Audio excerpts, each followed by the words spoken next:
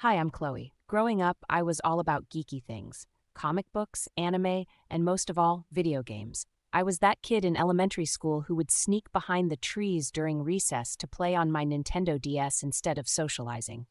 Naturally, I didn't have many friends. Home wasn't very peachy either.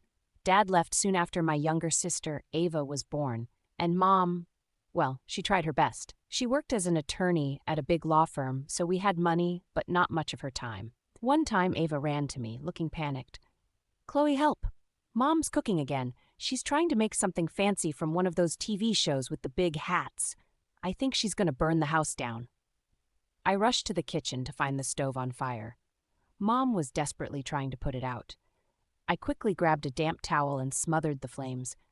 That wasn't even the worst. Once, she tried to fix some exposed wires and short-circuited the entire house. Another time, she attempted gardening but gave up halfway, leaving us with a swampy mud pit whenever it rained. So yeah, I had to grow up fast. I took care of Ava and handled most of the responsibilities at home. But even though real life wasn't great, I thrived in the virtual world of video games. No one could beat me, except for Caleb. The first time we met was on the first day of high school. Caleb was the new kid, and the teacher asked me to help him catch up. I quickly found out we both loved video games. His mom didn't make much money, so Caleb worked part-time jobs to help out. His dream was to become a professional gamer. We became fast friends. Every weekend, Caleb would come over and we'd dive into gaming marathons. Easy peasy, lemon squeezy, I'd tease whenever I won. "That's not even a phrase," Caleb would reply, rolling his eyes. But when I turned 18, everything changed. One day, Caleb and I planned to visit a new game store, but he never showed up.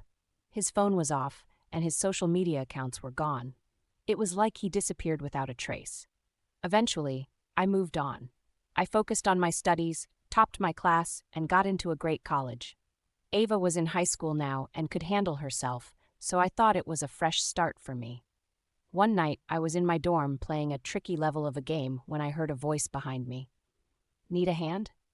I turned to see Adam, a senior and the most charming guy on campus. Before I could stop him, he grabbed my controller and cleared the level effortlessly. "The trick is in the NPC patterns," he said smugly. Adam invited me to join him and his friends at a gaming arcade. I hesitated, but eventually agreed. What I didn't expect was to walk into a massive gaming tournament. Adam and I played as a team and ended up dominating the leaderboard. Afterward, he introduced me to his dad, a professional gamer and game developer. Adam's dad wanted me to join their international esports team, and I couldn't say no. It was a dream come true. But working with Adam's dad turned out to be exhausting. He micromanaged everything, making gaming feel like a chore. One day, I discovered a new game called Infinity Nikki. Unlike the high-stakes games I'd been playing, this one was about exploring a magical world, completing quests and solving puzzles. It felt like a breath of fresh air. On the game's forums, I met someone with the username Silent Warrior. We bonded over tips and tricks, and I looked forward to our chats. Then, one day, I got invited to an exclusive live event for top players. At the event, I was grabbing a soda when I bumped into someone. "Chloe," the person said. I looked up, and it was Caleb. It turned out that Caleb had been Silent Warrior all along. He explained that his mom lost her job and they had to move overnight. He didn't have time to say goodbye. Now he wanted to reconnect. I missed him too, so I gave him another chance. Meanwhile, things with Adam and his dad worsened. They criticized my every move, and I finally snapped. I left the team, deciding I didn't need that negativity. Caleb encouraged me to join a tournament with him instead.